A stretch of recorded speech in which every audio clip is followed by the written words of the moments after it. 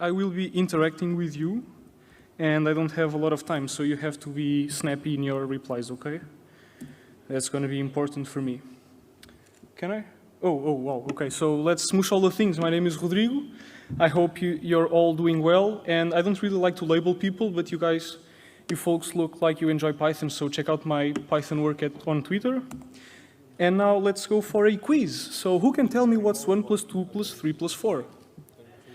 10, amazing. So if you understand this expression and the result, can you please clap just a little bit? Okay, that's fine, perfect. Okay, so next quiz. What's 1 times 2 times 3 times 4? 24, great. If you understand the expression and if you understand why the result is 24, can you please clap? Okay, amazing. Now, what's true and false and true? That's false. Okay, let's just pretend that's the operator and. I didn't have much space there. So it is false. Now, if you understand the expression and the result, can you please clap? Okay, amazing. Everyone understands these expressions, right? Because they're fairly simple. Now, the question is, what's the pattern here? Because these expressions, they're structurally similar to each other. So what's the pattern here? And the pattern is, we have a binary function in all of them.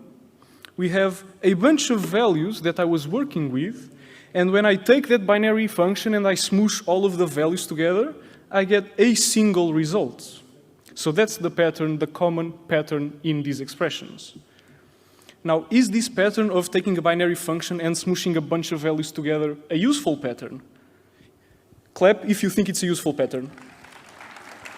Okay, it is a useful pattern because these are well-known functions or well-known built-ins. You've got sum, math.prod, and all. So this pattern is useful, this pattern of taking a bunch of things, a binary function, smooshing everything together into a single value. And this pattern has a name, and the name is reduce. If you go to functools, you have reduce in there. Sum is reduced with plus. Math.prod is reduced with times. And all is reduced with the operator and. Right? So sum is a reduce, prod is a reduce, min is a reduce, max is a reduce, join is a reduce, something else I forgot is a reduce. So there's a bunch of reduces that are baked into the language, all of the most common cases.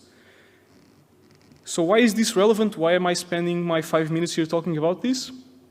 Because I think that understanding that reduce is the common factor to all of these functions, the 3 examples I showed, and some others, really gives you a deeper understanding of these functions. And it essentially means that if you understand how reduce is, even if it's because of these specific examples, you have one more tool in your tool belt. And as programmers, we want tools in our tool belt. And the more philosophical point, I think, which for me is really beautiful, is that when you connect all of these dots, things start to make sense. Instead of being in a vacuum, you start seeing how everything is related and how everything is connected. And personally, I find it very, very interesting, useful, and nice. So that was it. Thank you for your time, and reach out to me over there or through email. Bye.